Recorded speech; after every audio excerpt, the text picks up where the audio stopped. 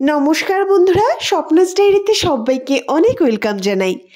এই যে বৃষ্টি শুরু হয়েছে, এই বৃষ্টির মধ্যে এইরকম স্ন্যাক্স কিছু তৈরি করলে কিন্তু খেতে বেশ লাগে। তো সেই মতো বাড়িতে তৈরি করে নিয়েছি একটা স্ন্যাক্স বা টিফিন রেসিপি।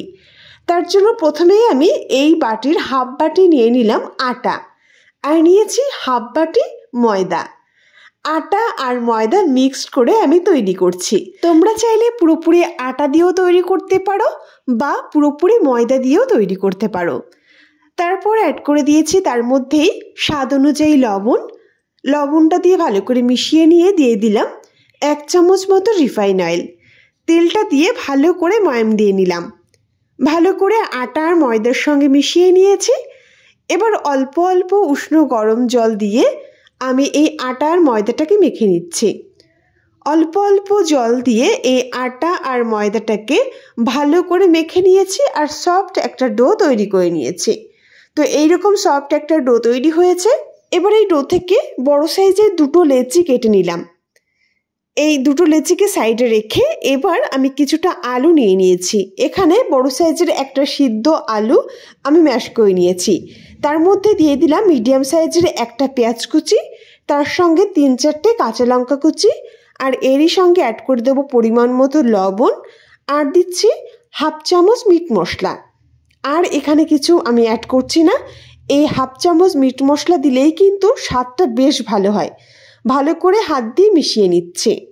আর এরই মধ্যে দিয়ে দিচ্ছি 1 চামচ মতো কাঁচা সর্ষের তেল। তো এই সামান্য কিছু উপকরণেই আলুর পুরটা এইভাবে একবার তৈরি করে দেখতে পারো, খেতে কিন্তু বেশ ভালো হয়। ভালো করে মেখে নিয়েছি, আর ভালো করে মেখে নিয়ে সাইডে রেখে দিলাম। আর অন্যদিকে যে আটা ময়দার ডোটা তৈরি করে রেখেছি, সেই ডোটা কিছু সময় ঢেকে রাখার কারণে কিন্তু আরও বেশ সফট হয়ে গেছে। এবারে একটা ব্যালন পিড়ে নিয়ে নিলাম।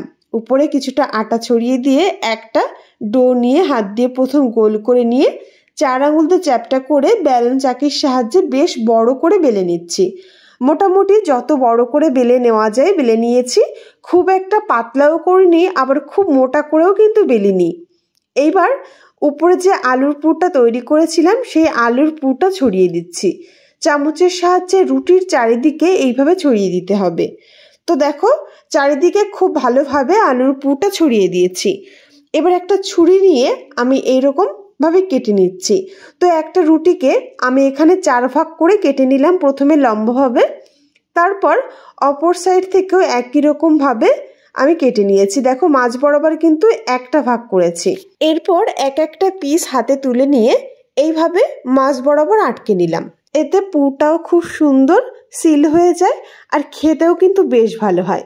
তো দেখো, আরও এক পিস হাতে তুলে নেওয়ার পর ঠিক একই রকম ভাবে এক সাইড থেকে এইভাবে পুরটা আটকে নিতে হবে। আমি প্রত্যেকটা একই রকম ভাবে তৈরি করে নিয়েছি। বাকি যেগুলো রয়েছে সেগুলোও একই রকম ভাবে তৈরি করে নিলাম। এক এক করে আমার সবগুলো তৈরি হয়ে গেল। এবারে এগুলোকে ভেজে নেব। তার জন্য কড়াইতে কিছুটা রিফাইন অয়েল বসিয়ে দিয়েছি। তেলটা গরম হওয়ার জন্য ওয়েট করছি। আর যখন তেলটা বেশ ভালো গরম হয়ে গেছে, এবার এক এক করে সবগুলো তেলের উপর ছেড়ে দেব। তেলের পরিমাণ একদম সামান্য দিয়েও ভেজে নিতে পারো, আবার একটু বেশি দিয়েও ভাজতে পারো। একটু তেল বেশি দিলে দেখবে খুব সুন্দর ফুলেও উঠবে আর বেশ মুচমুচেও হবে। তো দেখতেই পারছো বেশ সুন্দর কালার ধরে গেছে। দু সাইডটাই বেশ লালচে রং ধরে ভেজে নিলাম। এখানে আমি একটু তেল বেশি দিয়ে ভেজেছিলাম, আর পরের বার একদম সামান্য তেলে ভেজেছি। সামান্য তেল দিয়েও ভেজে নিতে পারো, তাতেও কিন্তু খুবই ভালো লাগে।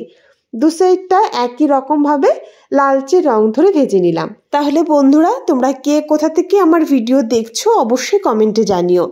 ভালো লাগলে আমার এই ছোট্ট চ্যানেলটি সাবস্ক্রাইব করে পাশে থেকো। তো দেখো, বেশ লালচে রং ধরে ভাজা হয়েছে। এবার নামিয়ে নিচ্ছি। খেতে ভীষণ ভালো হয়। টিফিনের জন্য রেসিপিটি একদম পারফেক্ট। অবশ্যই বাড়িতে ট্রাই করো আর আমাকে কমেন্টে জানিও তোমাদের কেমন লাগলো। তো বন্ধুরা, আজ রেসিপিটি এ পর্যন্তই শেষ করছি। সবাইকে অনেক ধন্যবাদ।